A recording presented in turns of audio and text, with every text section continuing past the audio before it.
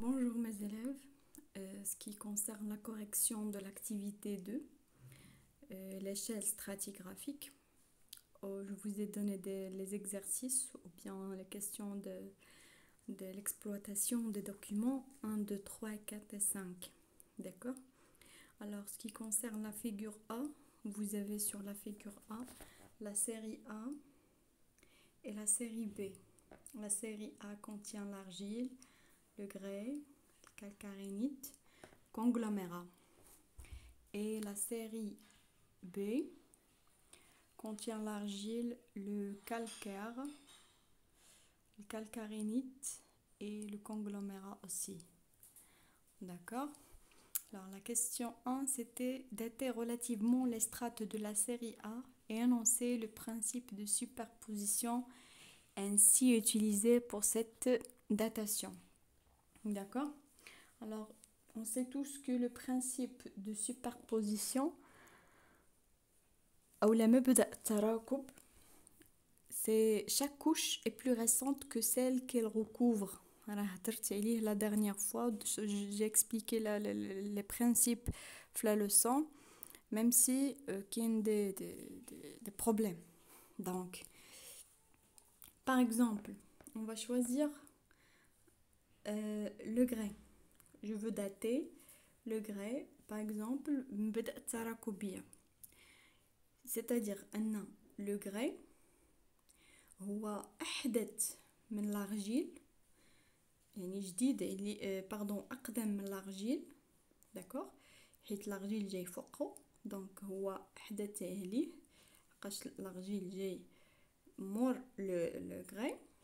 وهو دونك لو غري أقدم من الأرجيل، جات الطبقة ديال لو غري عاد جات الطبقة ديال الأرجيل.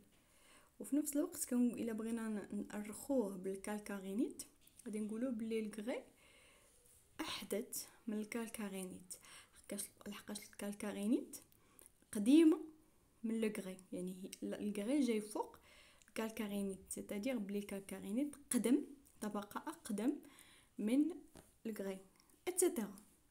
Donc la couche de grès est plus récente que la couche de calcaire, mais elle est plus ancienne que l'argile. C'est-à-dire que le grès, plus ancien que l'argile, est plus récente que le calcarénite. Par exemple, Britain daté le calcarénite.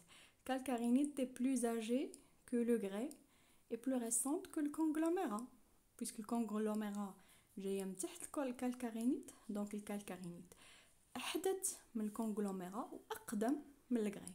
هذا هو البرانسيب دو سوبربوزيسيون. Alors, إلا بغيت نهضر على الكونغلوميرا ولا على الارجيل، باغ اكزومبل الارجيل جاي آخر كوش في الطبقات، غادي نقول الارجيل est plus âgé que le grès, est plus récent que le grès. Alors, l'argile, pardon, c'est une faute de frappe. Donc, l'argile est plus récente que le grès, d'accord? Et le conglomérat est plus âgé que le calcarénite, d'accord? C'est une faute de tapage. Alors, le principe de superposition, c'est quoi? Chaque couche est plus récente que celle qu'elle recouvre. C'est ça comment on peut dater les roches selon le principe de superposition. La question 2b. Comment peut-on expliquer que le grès et le calcaire ont le même âge, puis énoncer le principe de continuité ainsi utilisé pour dater ou bien pour cette datation? Donc la couche de grès de la série A ont le même mur et le même toit. Malgré la distance qui les sépare sur le terrain et malgré leur nature différente, on peut conclure qu'elles ont le même âge en appliquant le principe de continuité. Voilà, c'est le principe de continuité. Donc, la couche de grès اللي عندي في la série 1 ولا couche ديال الكالكير اللي عندي في la série B نقدر نقول عندهم نفس العمر. علاش؟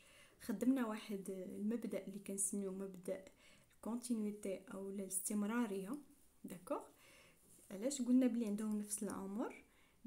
واخا ان بيناتهم واحد المساحه او واحد المسافه اللي هي دو 10 كيلومتر، داكوغ، ورغم ان لا ناتور ديالهم مختلفه، هذا الكري وهذا باردون، هذا الكري وهذا لو كالكير، ولكن كنقولوا عندهم نفس العمر. علاش؟ لحقاش عندهم لو ميم مور اي لو ميم توا. هادشي قلناه في لو كور، قلنا فاش كيكونوا عندي دو كوش عندهم لو ميم مور لو ميم توا، كنقولوا بلي عندهم نفس لاج، ميم سي يكونوا مختلفين في التركيبه ديالهم او لا مختلفين او لا متباعدين بواحد المسافه. بيان سور هاد المسافه ما كديباساش 25 كيلومتر.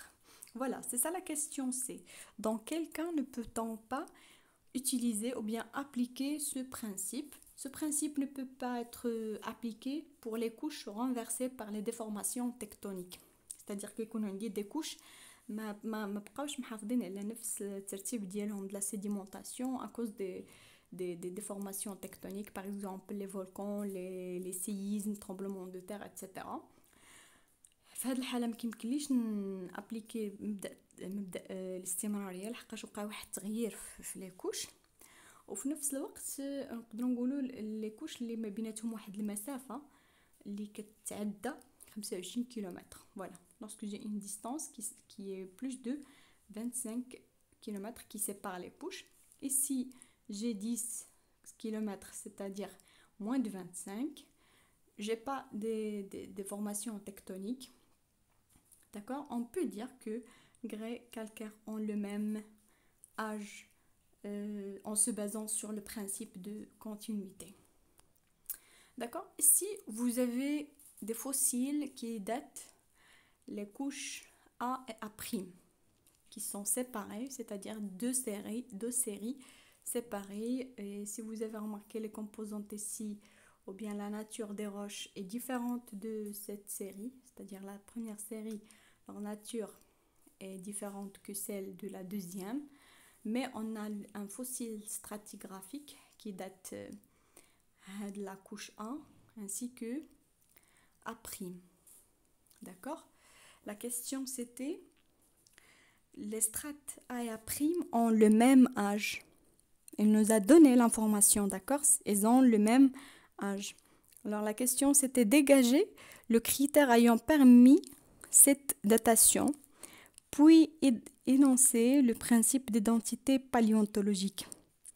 Alors l'identité paléontologique, c'est-à-dire نفس les fossiles, نفس المستحاثات كيعطيوني تاريخ ديال الصخور الرسوبيه. ولهذا هضرنا على الصخور الرسوبيه avant وقلنا بلي نقدروا نلقاوها فيها des fossiles. On peut trouver des fossiles à l'intérieur des roches sédimentaires. Alors ces fossiles peuvent nous dater ces roches sédimentaires. Comment? On peut dire que l'âge de cette fossile est le même que la couche où il se trouve. D'accord? Alors, puisque les deux couches A et A' contiennent le même fossile stratigraphique, bien sûr, c'est pas de facier. On a parlé de l'ammonite, c'est un fossile stratigraphique. Donc, leur âge correspond à l'âge de fossiles stratigraphiques. Ainsi, on vient d'appliquer ce qu'on appelle le principe de l'identité paléontologique. C'est le principe de l'identité paléontologique. Pourquoi? Parce que j'ai le même fossile au niveau de la couche 1 et la couche A', même si on a une distance qui sépare les deux séries, même si on a on n'a pas la même composante ou bien la même nature des roches, on peut dire que la couche 1 a le même âge que la couche A', ce qu'on appelle le principe de l'identité paléontologique. D'accord? Alors vous avez ici ce qu'on appelle l'échelle stratigraphique. D'accord? Vous avez l'âge, l'air et puis le système. Alors l'échelle stratigraphique, comment on obtient l'échelle stratigraphique? En appliquant des principes, d'accord, de stratigraphie et d'autres techniques de datation. Les géologues, on peut établir l'échelle de documents que vous avez, qui est adopté, d'accord, par la communauté géologique du monde entier, d'accord, c'est clair. Donc, vous avez le précambrien, primaire, secondaire, tertiaire et quaternaire. Voilà, et vous avez l'âge, et puis le système, d'accord, ça, il ne faut pas casser la tête par tout cela. L'essentiel, c'est de savoir les aires que vous avez sur l'échelle stratigraphique. On va les utiliser après. D'accord, la question c'était relever les divisions majeures du temps géologique. D'accord, vous avez ici les couleurs qui indiquent qu'on a passé d'un air à un autre. D'accord, d'une ère à un autre. Donc, j'ai précambrien, c'est le premier ère, ou bien la première ère. Vous avez le primaire, le secondaire et le tertiaire. Voilà. L'échelle fixe 5 grandes subdivisions du temps géologique, c'est-à-dire les ères. Vous avez le précambrien, le primaire, le secondaire, le tertiaire et le quaternaire. Voilà, vous avez 5 grandes subdivisions du temps géologique. Ce qui concerne la question B, calculer la durée de chacune des ères, que remarques-tu? Alors, je trouvais que ce n'est pas essentiel de répondre à cette question.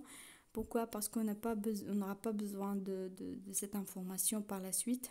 La calcul, c'est clair. Comment calculer, c'est clair.